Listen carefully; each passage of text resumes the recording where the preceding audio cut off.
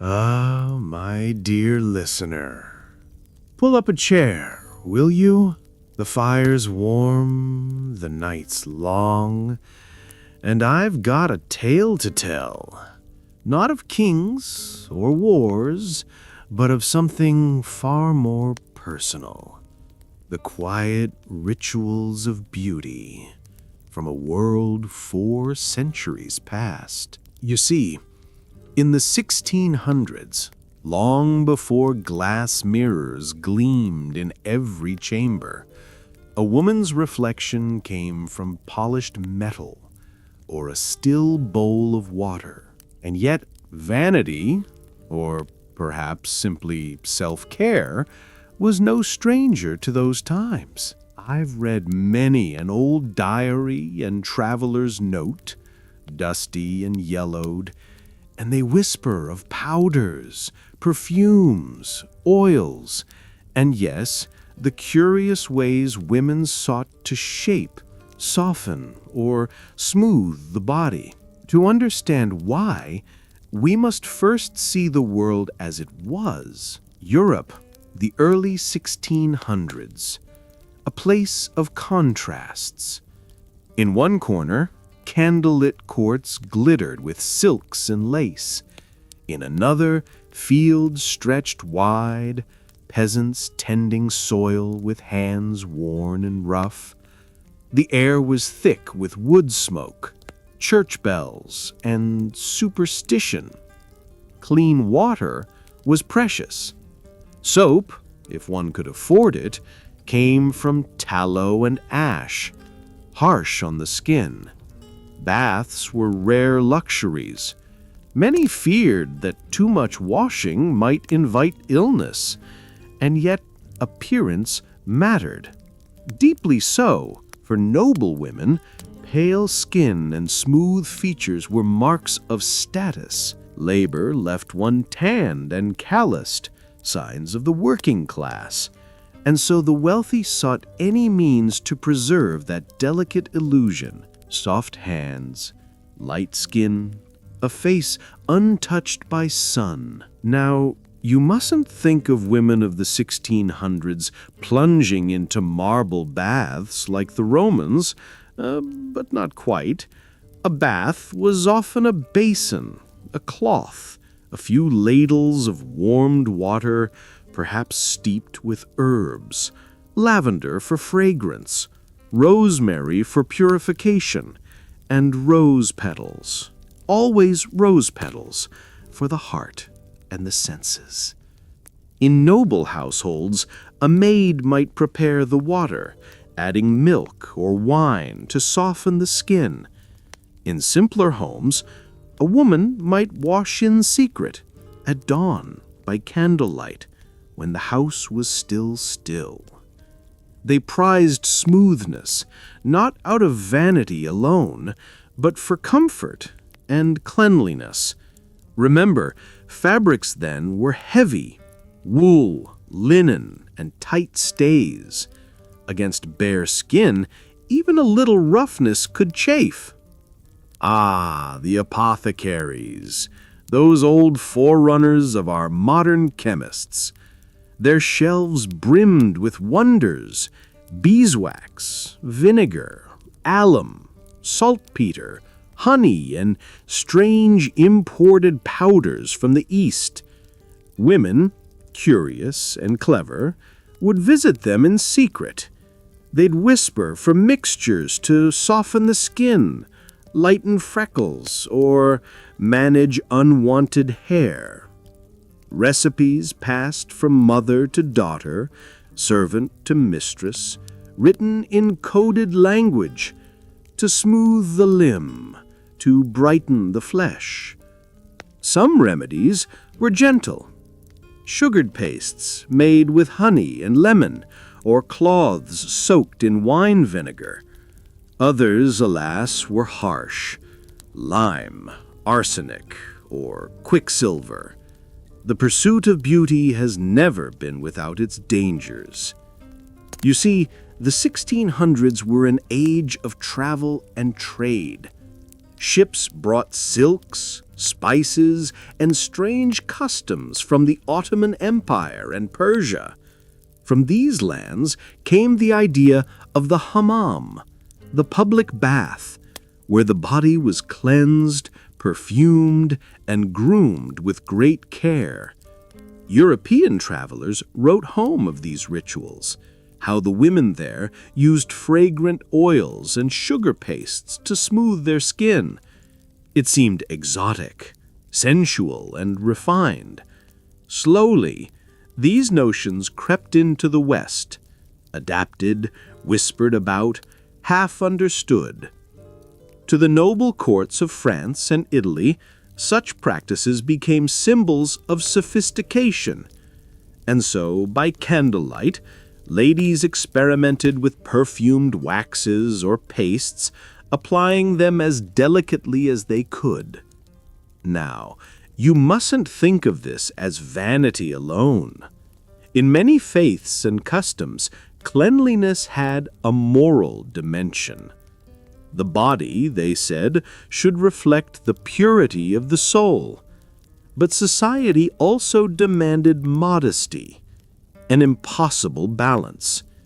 Women were expected to appear both natural and flawless, untouched, yet perfected. And so grooming became a private act, hidden behind curtains, done by trusted hands or alone in silence.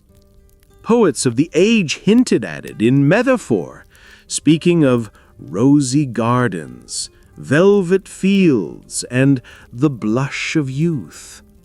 They couldn't say more openly, of course. The language of beauty was coded in poetry and perfume. For common women, things were simpler. A rough cloth, a bit of lye soap, and strong arms did what they could. They had no apothecaries, no imported oils. Their beauty was practical. Skin weathered by sun, hair tied back, hands shaped by work. Yet even among them, small rituals endured. A rinse of herbs, a touch of honey, a borrowed mirror at the fair.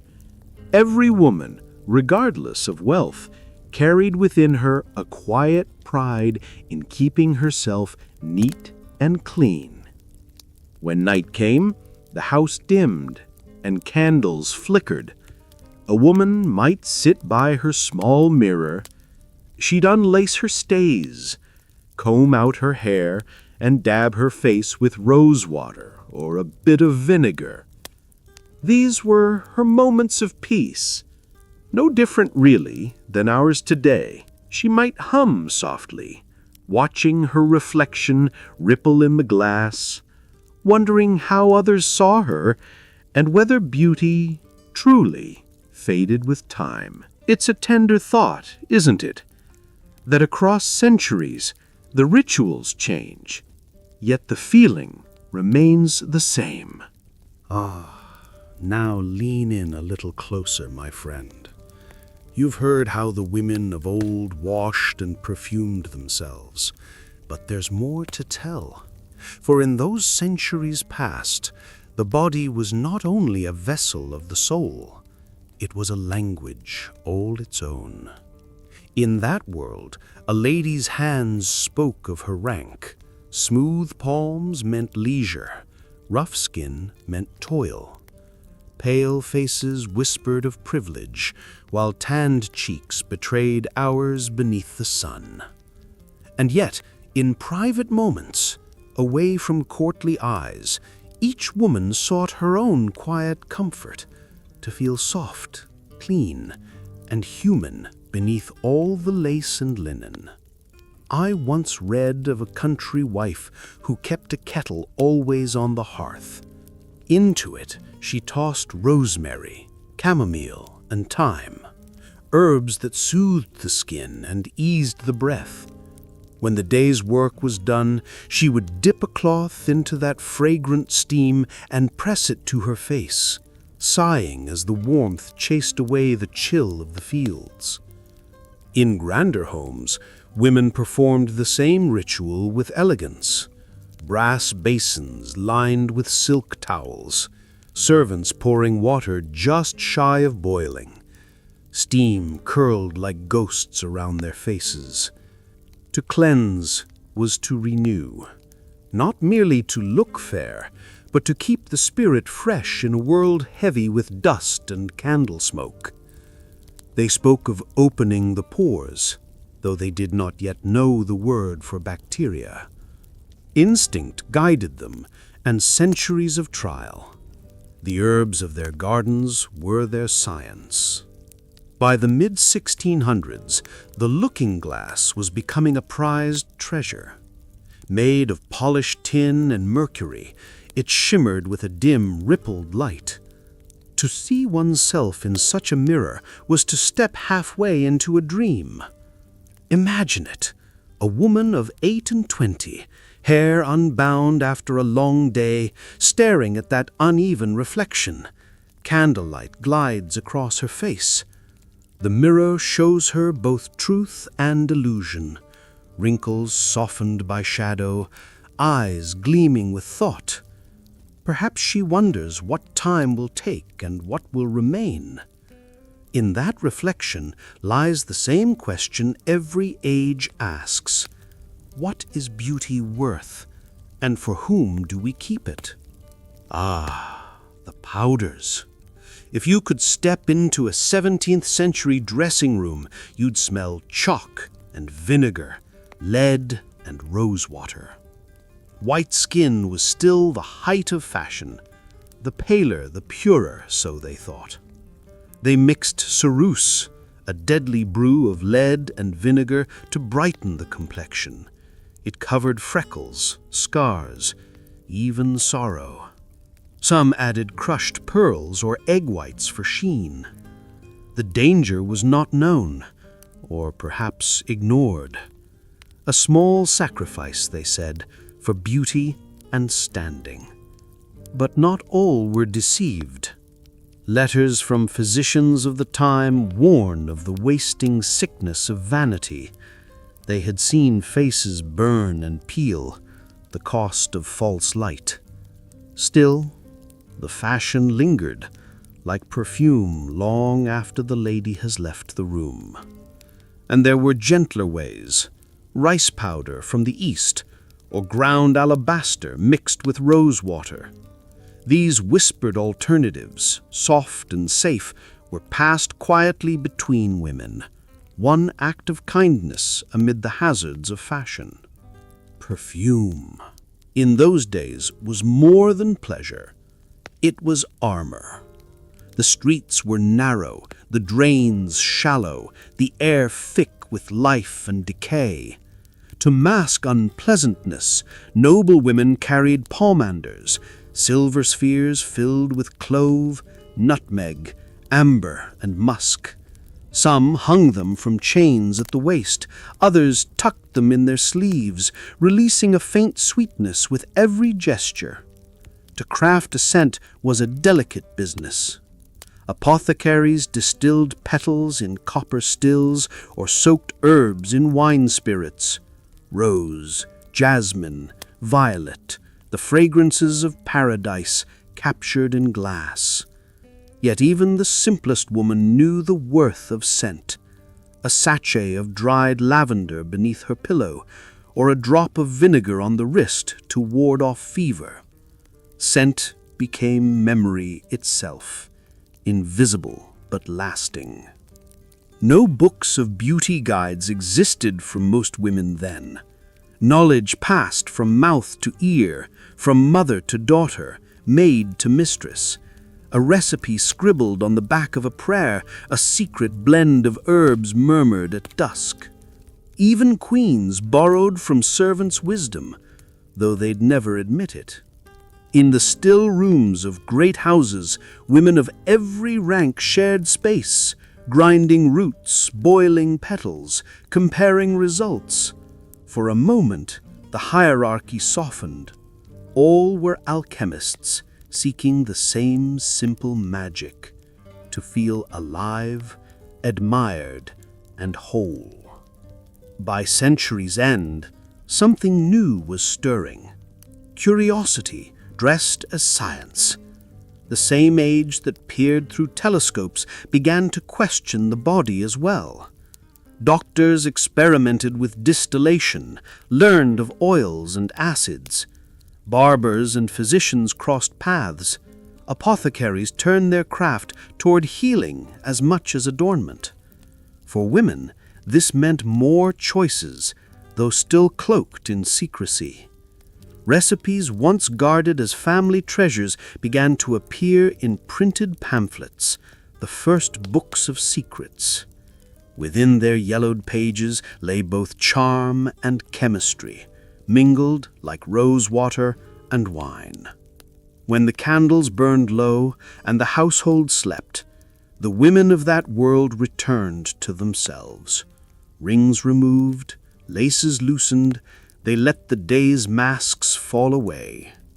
A cloth dipped in rosewater, a final breath of lavender, and then darkness. If you listen close, you might almost hear them, 1,000 soft sighs drifting through time. They did not yet know lotions, powders, or creams as we do, yet their rituals were the ancestors of our own. Every mirror, every fragrance, every touch of comfort traces back to those quiet rooms. The fire burns low now, doesn't it? The embers glow like old secrets. Fitting, I suppose, for what comes next. We've spoken of baths and perfumes, of rosewater and reflection. But now, my friend, we step into deeper waters, where beauty and virtue tangled like vines in the garden of human pride. For in the 1600s, a woman's appearance was more than vanity. It was a declaration, a wordless confession of who she was, where she stood, and what she was worth.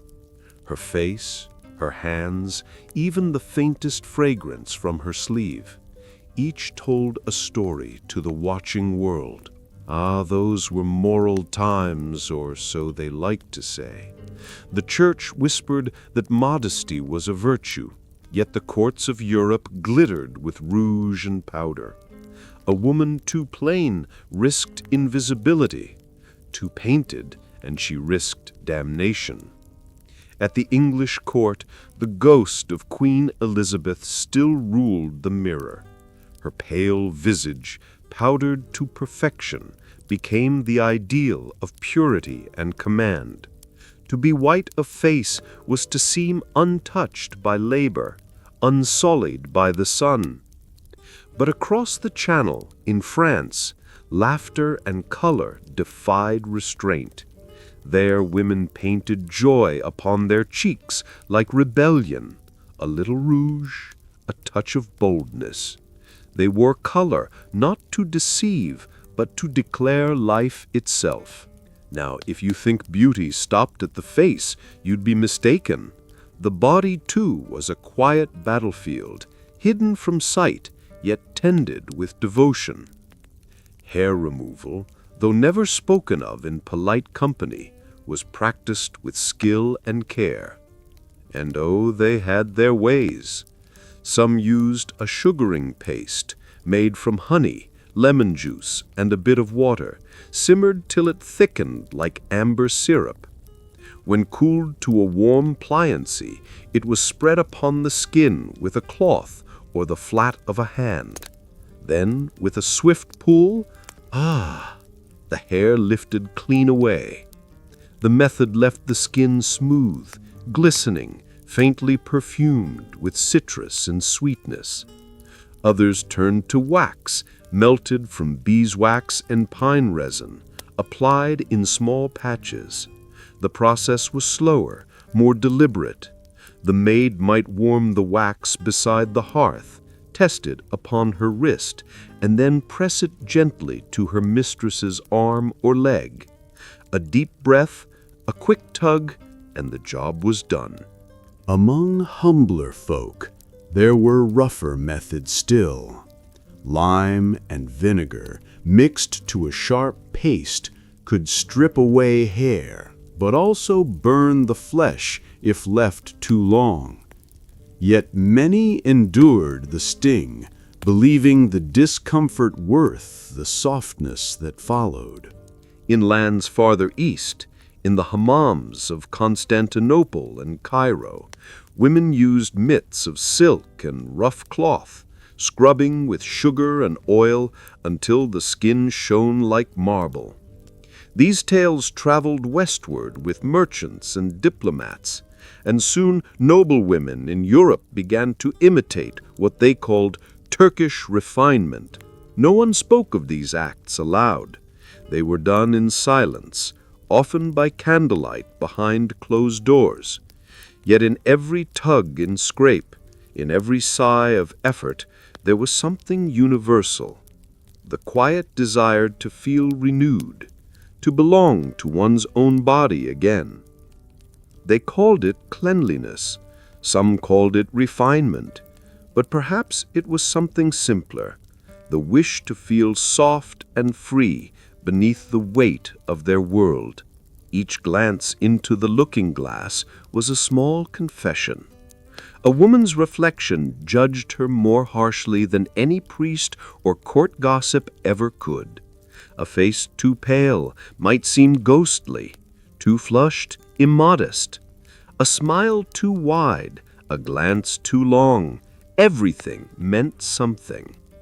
Men wrote poems about natural beauty, yet praised those whose art hid its hand. What a cruel paradox that was, to be flawless but never seem to have tried. The mirror, made from mercury and tin, shimmered like water, never quite still, never quite honest. And perhaps that suited the world well enough, for truth itself was often blurred by expectation. At the royal courts, beauty was a weapon sharper than any blade. A well-dressed woman might rise higher in a week of favor than a soldier could in a lifetime of battle. Her rouge was her armor, her perfume, her diplomacy. A glance held too long, a fan lifted just so. These were maneuvers in the grand game of power.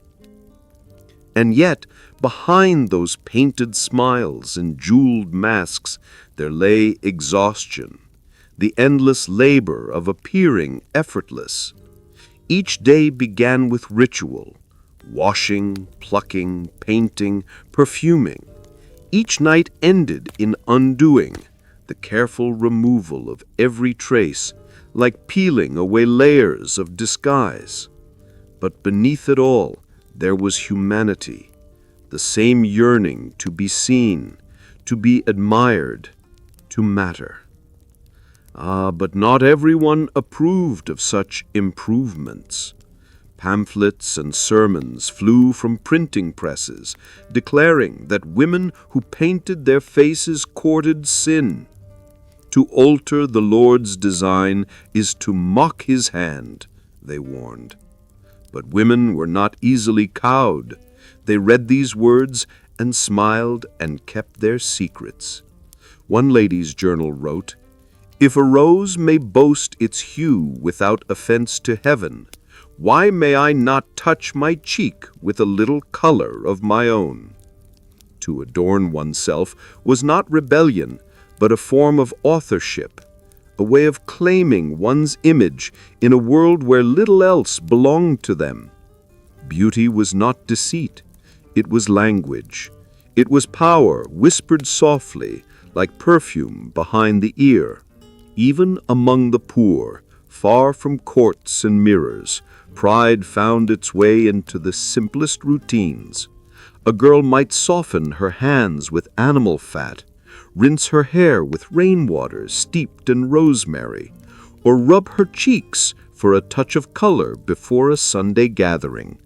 No gold, no powders, just the instinct to care, to feel alive within her own skin. Such small gestures were not vanity, they were defiance. The world might mark her by her labor, but her reflection was her own. To care for oneself, even in a life of hardship, was to whisper, "I have not forgotten who I am." And so we come to the night, the grand masquerades of the age, faces hidden, hearts revealed. Behind every mask lay hours of unseen work, the plucking, the powders, the perfumes, the quiet hope of being admired, if only for an evening. When the night ended and the masks came off, what remained was not deceit, but devotion. For beauty, in the end, was not about fooling others. It was about remembering oneself, the soft miracle of being flesh and spirit in equal measure. And so, my friend, as the fire fades to ash, remember this. The women of the 1600s were more than silk and lace. They wore expectation, judgment, and desire, all sewn into the fabric of their days. Their beauty was not a sin nor a lie. It was a quiet act of survival, wrapped in candlelight and courage. So here we are, my friend. The fire is low, the night's grown soft, and the tale, like the candle, burns to its end. We've wandered through the baths and chambers of centuries past, through scents of rosewater and smoke, through whispers of vanity and virtue. And as I sit here thinking on it all, I can't help but feel the past never truly leaves us. It lingers, like perfume on silk. You see, though the powders have changed and the mirrors have grown clearer, the yearning remains the same. To be seen, to be cared for, to find a bit of grace in a world that so often forgets to offer it. If a woman of the 1600s could look upon us now, what would she think? Perhaps she'd marvel at our glass mirrors, our warm baths, our scented creams. But I think, yes, I think she'd smile most at the quiet moments we still keep, brushing hair by lamplight, smoothing lotion across tired hands, pausing to meet our own eyes in the glass. The ritual remains, only dressed in new forms. Every generation leaves its mark in small, tender gestures. Those rose petals steeped in milk, those jars of honey and herbs, they were love letters written not for others, but for oneself. And so the thread runs on, from the still rooms of the past to the vanities of today, a secret sisterhood, centuries apart, bound by the same touch of care. So the next time you lean close to the mirror, think of her, that woman by candlelight, 400 years gone. Her hands were rough, her world uncertain, yet still she found a moment to make herself beautiful. Not for pride, not for praise, but because in the quiet tending of the body, she soothed the soul. And that, my dear listener, is the oldest secret of all.